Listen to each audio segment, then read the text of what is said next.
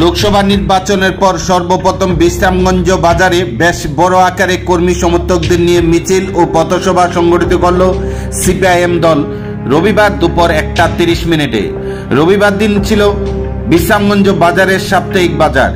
রবিবার দিন বিশ্রামগঞ্জের সাপ্তাহিক বাজারে দূর দূরান্ত থেকে প্রচুর পরিমাণে উপজাতি অংশের মানুষ বাজার করতে আসে।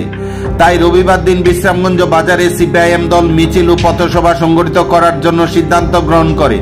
রবিবার দিন দুপুর 1:30 বিশ্রামগঞ্জ বাজার স্ট্যান্ডে জাতীয় সড়কের উল্টো দিকে অবস্থিত সিপিআইএম সিপাহীজলা জেলা কমিটি এবং বিশ্রামগঞ্জ অঞ্চল কমিটির অফিস থেকে বিভিন্ন দাবি সনদ হাতে নিয়ে এবং গলায় প্ল্যাকার্ড ঝুলিয়ে কর্মী সমর্থকরা একটি মিছিল বের করে। প্রতিটি দলীয় কর্মী সমর্থকদের হাতে ছিল পতাকা এবং বিভিন্ন দাবি সনদ।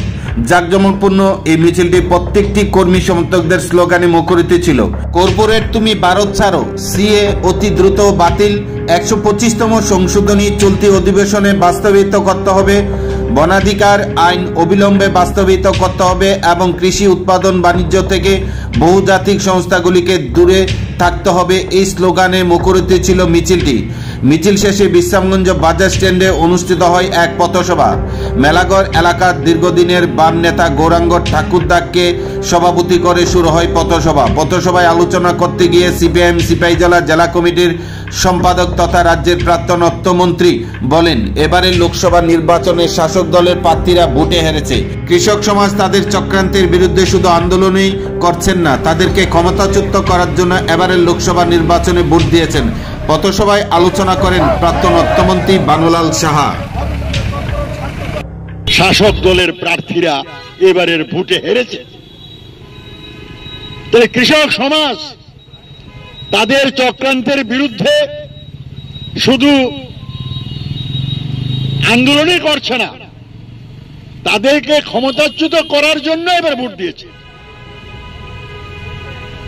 ফলে আমরা দেখলাম তৃতীয়বার সরকার এসেছে, কিন্তু তাদের আসন সংখ্যা কমে গেছে। তারা 353 থেকে 292 হয়ে গেছে, বিজেপি 303 থেকে 240 হয়ে গেছে। একা বিজেপির শাসন আর নাই। কেন? তারা জনগণের বিরুদ্ধে, কর্পোরেটদের স্বার্থে সমস্ত কাজ করছে বলে মানুষ তাদের বিরুদ্ধে যাচ্ছে। এই লড়াই আমাদের জারি রাখতে হবে। এই 9ই আগস্ট আপনারা তারিখটা মনে রাখবেন, 1942 সাল। তখন গান্ধীজির নেতৃত্বে কংগ্রেসের প্ল্যাটফর্ম থেকে সমস্ত মত অবলম্বী লোক তারা ব্রিটিশ ভারত ছাড়ো এই স্লোগান দিয়েছিল। ব্রিটিশ বুঝেছিল যে ভারতে আর শাসন করা যাবে না, তাই 5 বছর পর দেশকে ভাগ করে আমাদের মধ্যে বিবাদ সৃষ্টি করে তারা এই রাজ্য আর এই দেশ ছেড়ে চলে গিয়েছিল।